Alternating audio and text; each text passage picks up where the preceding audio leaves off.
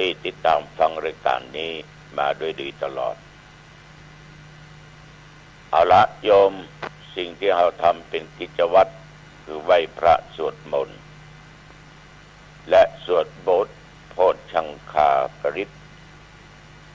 ถวายพระพรชัยมงคลแด่องค์สมเด็จพระเจ้าลูกเธอเจ้าฟ้าพัชรกิติยาภาขอพระองค์ท่านนั้นได้หายจากอาการพระประชวรมีพระสุขภาพพลามัยอันแข็งแรงเป็นล่มโพล่มไทรของปวงประชาทุกเหล่าขอถวายพระพรต่อไปไหว้พระเนื้ออะระหังสัมมาสัมพุทโธภควา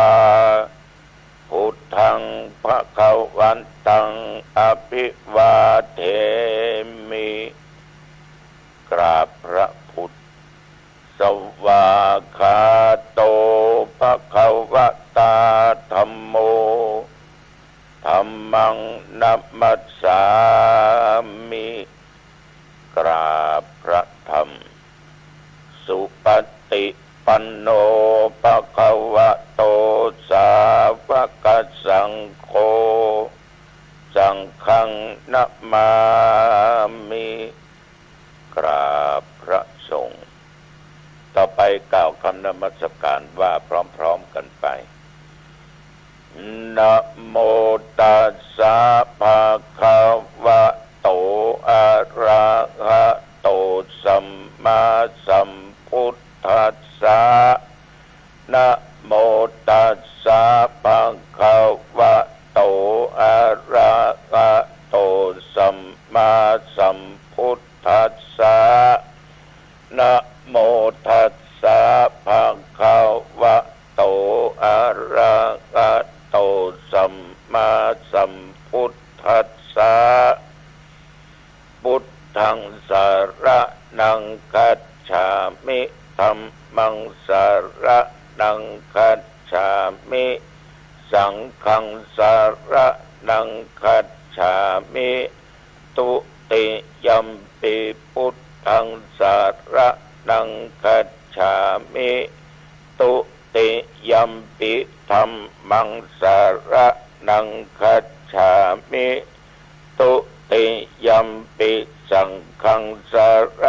ณังคัจฉามิตติยัมปิพุทธังสรณังคัจฉามิตติยัมปิธัมมังสรณังคัจฉามิตติยัมปิสังฆังสรณังคัจฉามิยะโตหังภะคินิอริยยะชาติยะชาโตนามิชานามิสันจิจะปานังชีวิตาโวโรเปตาเตนะสัจเจนะโสทิเตโหตุโสทิคัพพัสสะโพชฌังโฆสติสังฆาโตธัมมานังวิจโยตถาวิริยัมปิติปัสสติโพชฌังคาจะตถาปะเรสัมมาตุเปขะโพชฌังคาสัตเตเตสัพพทัสสินามุนินาสัมมาทัคขาตาภาวิตาภาหุลิกตาสังวัตตันติอภิญญายะนิพพานายะจะโพธิยาเอเตนะสัจจวัชเชนะโสทิเตโหตุสัพพทาเอกัสสมิงสมะเยนะโทโมขันลานันจะกัสสปังกิลาเนทุขิเตทิสวาโพชังเทสัตตะเทสานิเตจะตังอภินันติตัวโรคามุจจิงสุตังคะเน เอเตนะสัจจวัชเชนะโสทิเตโหตุสัพพทาเอกทาธรรมราชาปิเคลันเยนะปิปิลิโตจุนตัตเจเรนะตันเยวะปะนาเปตัวนะสาทะรังสัมโมทิตัวจะอาปาทาตัมอาวุธาสิธานะโสเอเตนะสัจจวัชเชนะโสทิเตโอตุสัพพทาปะอินาเตจะอาปาทาตินนันตัมปิมะเหสินังมัคคาอัตตกิเลสวะปัตตานุปติธัมมะตังเอเตนะสัจจวัชเชนะโสทิเตโหตุสัพพทาภวตุสัพพมังคัลังรักขันตุสัพพเทวตาสัพพพุทธานุภาเวนะสัทธาโสทิภวันตุเตภวตุสัพพมังคลังรักขันตุสัพพเทวตาสัพพสังฆานุภาเวนะสัทธาโสทิภวันตุเต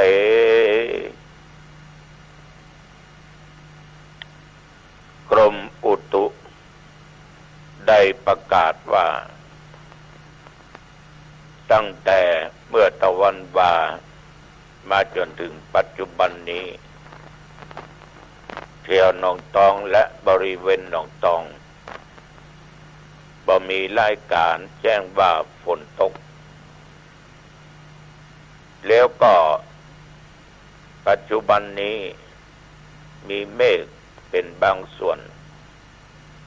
อุณหภูมินั้น20 องศาอากาศก็มีการเปลี่ยนแปลงร้อนขึ้นมาหน่อยร้อนขึ้นมาฉะนั้นญาติโยมท่านผู้ฟังทั้งหลายเรื่องดินฟ้าอากาศก็เป็นเรื่องที่ตามธรรมชาติเขาบ่สามารถจะไปบังคับให้เป็นอย่างนั้นอย่างนี้ได้ขนาดตัวเก่ายังบังคับตัวเก่ายังขับไม่ได้ ไปบังคับเรื่องดินฟ้าอากาศนี่ยากแสนยากแต่ท่านทั้งหลายตะวันวานนี่ก็ไม่ได้ออกจากวัดไปที่ไหนอยู่วัดแล้วก็ปลอดทุกสิ่งทุกอย่างมีภัยมาหาเว้ยมีภัยมาหาแต่ว่าตกเย็นมาก็มีโยมเพิ่นมาร่วมเป็นเจ้าภาพในการที่จะส่งน้ำพระธาตุเกศแก้วจุฬามณีของวัดหนองตองในวันที่6 เดือนมีนาคมพุทธศักราช 2566ตรงกับวันมาฆบูชาแต่ปีนี้จะกระทำพิธีนิมนต์ตุเจ้าแต่ละวัดมาก็ตอนบ่ายเวลาบ่ายโมงก็ไม่ต้องเลี้ยงอาหารมื้อเพลญาติโยม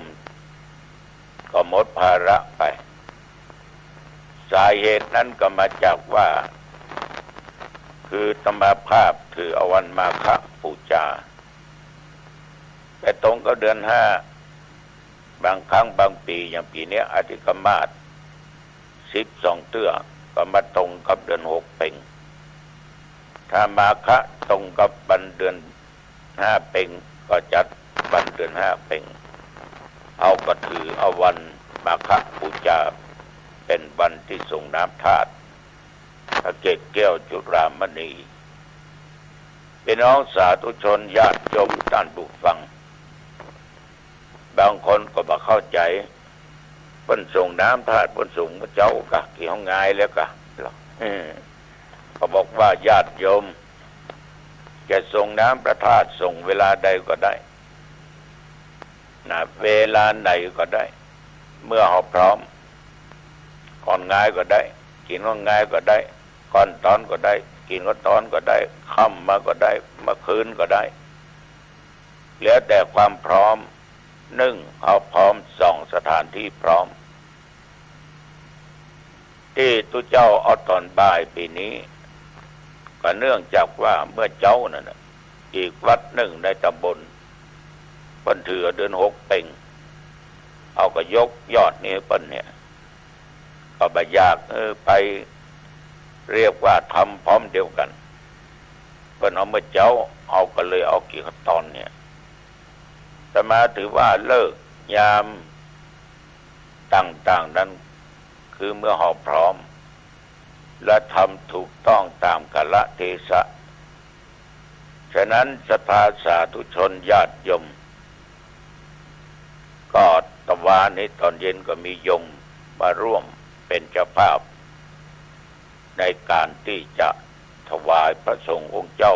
ในงานส่งน้ำพระธาตุเกศแก้วจุฬามณีจำลองอย่างใดก็ตามศรัทธาสาธุชนท่านผู้ฟังทั้งหลายทุกท่านทุกคนมีอย่างหนึ่ง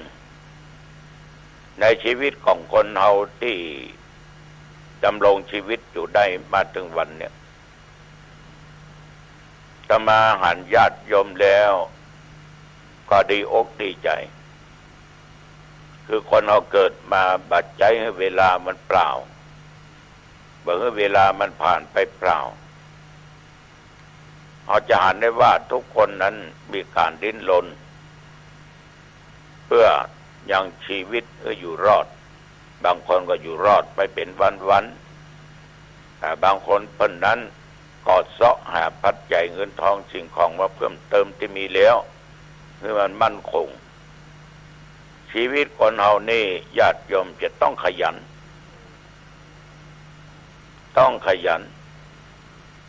ในครอบครัวพ่อเป็นหัวหน้าแม่ก็ต้องขยันลูกเต้าก็ต้องขยันยิ่งเป็นหัวหน้าคนก็ยิ่งสำคัญนักถ้าเป็นคนขี้ค้านเหี่ย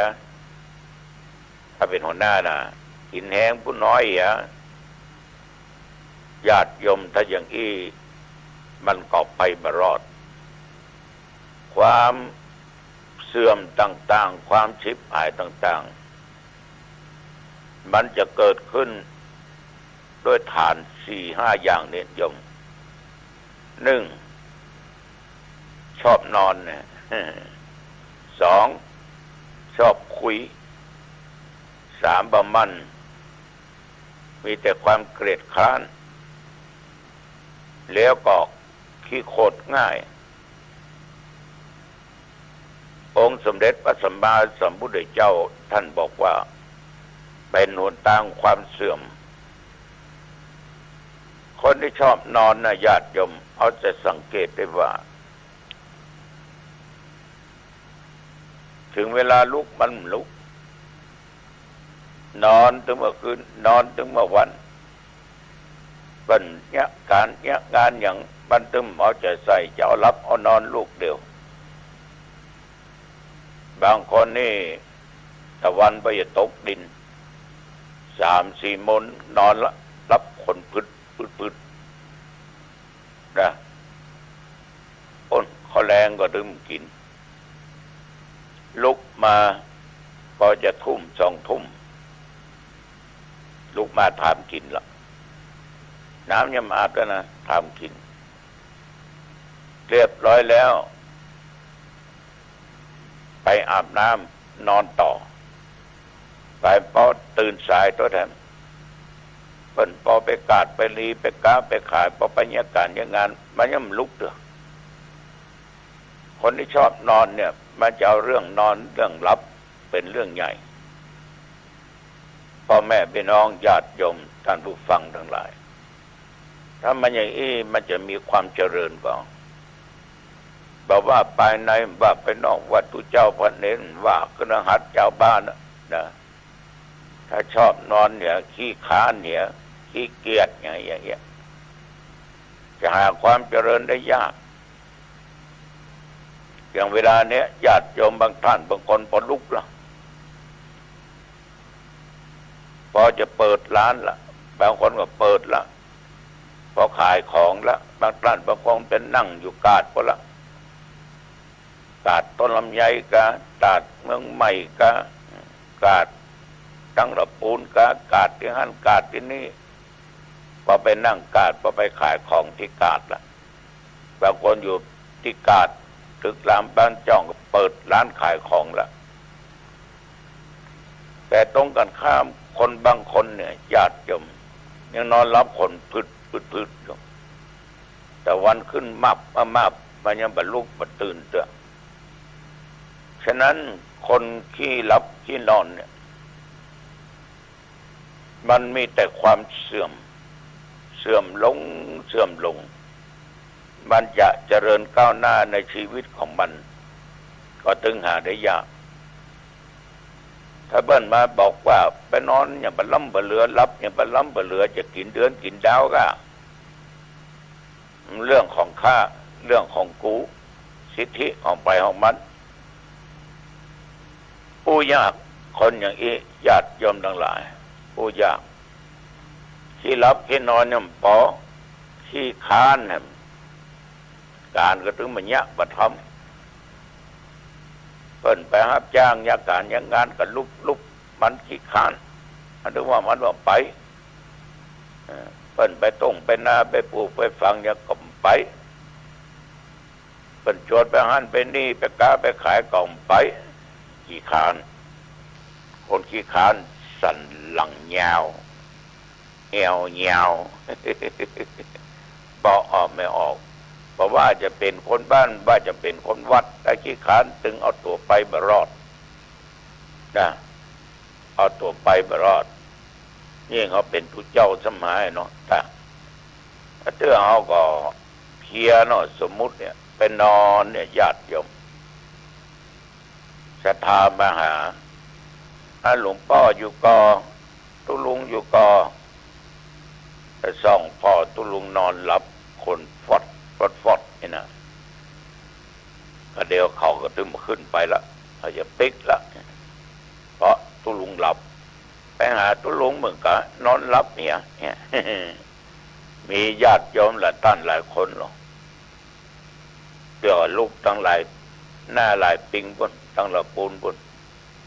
ก็จะมาทำสังฆทานที่วัดเดี๋ยวลูกตะวันตกมาลูกบ้านนั้นบ้านนี้มาตานหันเข้าพอถามบ้าก็ย้ำตานที่วัดนั่นเป็นจะได้ย้ำบรรลุเตื้อหลวงพ่อไปหลายเตื้อละได้ห้องหมาก็สวกเหียแสดงว่าตุลูกควายเน้นลูกควายมาไปป้อหมาจะมาสวกเลยสวดมาได้กินขันเข้าสักคำก็ก่อนจะมานอนตีกุฏิไม้มันหิมถนนนั่นนะ4 โมงนึงเปิดไฟละ5 โมงป่าเขาถึงมาตานเข้าละตานนั้นตานนี้ไปเดียวอยู่อาคารหลังใหญ่ที่ลุ่มมันก็ยังมีอยู่แต่นั้นเราเป็นผู้เจ้าก็อดที่ก่อนแล้วฮะนะอดขี้ค้านมัวแต่หลับมัวแต่นอนมาทำกิจวัตรของตัวเองและอีกประการหนึ่งคนขี้โม้ขี้โวขี้ลมขี้คุยการแบบนี้คุยเก่งอันอย่างขี้เบามาบางทีก็เรื่องการเรื่องงานก็ไปเนี้ยมันอย่างไปล้ำไปเหลือตายแล้วมันจะได้อย่างไปตัวสักอย่าง แม่นก็ตายแล้วมันได้อย่างไปตัวสักอย่างแล้วตัวเองจะเอาอย่างกินจะเอาอย่างใจจะเอาอย่างตานจะเอาอย่างมันนุ่งมาห่มแต่ขี้ค้านเนี่ยแล้วขี้โม้เนี่ยอย่างเดียวถึงเคยบอกกับญาติกับโยมว่าคนบางคนเนี่ยมัวแต่มัวแต่คุยมัวแต่ยืนเตะท่าการงานแบบนี้มาทำเนี่ยมันก็มีแต่ความเสื่อมมันจะมีความก้าวหน้าไปทางหน้าถึงยากฉะนั้นคนเราจะประสบผลสำเร็จเคยบอกกับญาติกับโยมหลายครั้งว่าการการจาเป็นการสร้างแห่งความหวัง เอาอู้อย่างไปเนี่ยเป็นการสร้างแห่งความหวังแต่ความหวังนั้นจะสำเร็จได้เกิดจากการกระทำถ้าอู้บ่ได้นี่มีทางสำเร็จได้ฉะนั้นญาติโยมท่านผู้ฟังคนบางคนเปิ้นบางขี้รับขี้นอนเปิ้นบางขี้คานเปิ้นอู้และเปิ้นยะเปิ้นทำในชีวิตของเปิ้นจึงประสบแต่ผลสำเร็จแล้วคนขี้โคตรขี้เกียจนี่อย่างเนอะอยู่กับหมู่กับคณะอย่างน้อยก็โคตรอย่างน้อยก็มิ่งอย่างน้อยก็เครียดยิ่งเป็นหัวหน้าคนสมัยขี้โคตรขี้เครียดเอาเปรียบลูกน้องกะนะระมัดระวังเด้อลูกน้องจะหนีมรจะมีภัยอยู่ตัวคนบางคนอย่างก็โคตรอย่างก็เครียดเอาอารมณ์ของตัวเองเป็นใหญ่ขาดสติเลยตั้งอยู่ในความประมาทเอาเข้าป้อมได้ยการงานร่วมกับเพิ่นโดนไล่ออกจากการจากงานเพราะอย่างขี้โคตรขี้มิ่งนะอย่างก็โคตรอย่างก็เครียดแล้วก็ทำมือเสียเข้าเสียของโคตรมาน้อยอันนั้นทิ้งอันนี้ขว้างบุบนั้นตีนี้สปะสเปดฉะนั้นญาติโยมคนที่ขี้โคตรเนี่ยถึงจะโกรธง่ายหายเร็วก็จ้างแต่จะไปให้มันได้เกิดขึ้นนั้นดีที่สุดจังไผบ่ชอบไผโคตรอันใดไว้ในใจต้องเก็บไว้ในใจแต่ว่าเก็บไว้ดีบ่ดีมันระเบิดตุ้มออกมาก็เดือดร้อนฉะนั้นจงฆ่าความโกรธด้วยความไม่โกรธนะปะโคตรเนื้อบอกว่าไผ่ก็ตามว่าคนบ้านว่าคนวัดถ้าเป็นตุเจ้าขี้โคตรขี้มิ่งนี่นะเข้าศรัทธาดึงเข้าหาแล้วนะขี้ค้านไปหลวงพ่อตุลุงสวกเนี่ยตุลุงสวกขี้ค้านไปคนนั้นก็ขี้ค้านไปคนนี้ก็ขี้ค้านไปเอาเข้าตุลุงได้เฝ้าวัดคนเดียวทำราตะลุมบังวัดบังวาตุเจ้าไม่ตนเดียวเนาะไม่กล้าตุลุงเนาะตุเจ้าน้อยก็มีเน้นก็มีเพราะตุลุงมันสวกมันขี้โคตรแต่จริงตุลุงเป็นโคตรก็เดี๋ยวก็หายโคตรก็เดี๋ยวก็หายไอ้น่ะแต่ว่าทุกสิ่งทุกอย่างว่าคนบ้านว่าคนวัดถึงจะโกรธง่ายหายเร็วอย่างใดก็ตามแต่บางทีมันโกรธดีที่สุดเพราะความโกรธทำให้เสียเข้าเสียของเสียมิตรสหายเสียเพื่อนพ้องฉะนั้นบางคนถึงกับเสียตำแหน่งหน้าที่ไปอันนี้ก็ขอฝากไปกับญาติกับโยมลงนำไปคิดพิจารณาเนอะญาติโยมทั้งหลายถ้าใครมีฐานะ5อย่างที่กล่าวมาเนี่ยจะเป็นบรรพชิตก็ตามเป็นคฤหัสถ์ก็ตามก็จะหาความสุขความเจริญบ่ได้เนอะนะพยายามจะไปให้มันเกิดขึ้นเป็นคนที่ชอบนอนก็ชอบคุยก็บ่มันก็เกียจคร้านก็ขี้โคตรขี้เกียจจะไปให้มันมีญาติโยมท่านผู้ฟังแล้วลองคิดมาตัวเองผู้ขี้หลับก็ผู้ขี้โคตรก็ผู้ขี้คร้านก็ผู้ขี้โคตรก็ลองคิดดูนะถ้ามีนี่โละทิ้งเนี่ยนะโละทิ้งเนี่ยเพราะมันเป็นทางความเสื่อมเอาละวันนี้ก็ขอฝากธรรมะปกิณกะเหล่านี้เพื่อญาติโยมนำไปคิดอายุวันโดสุขังพลังพบกันใหม่โอกาสหน้าเจริญพร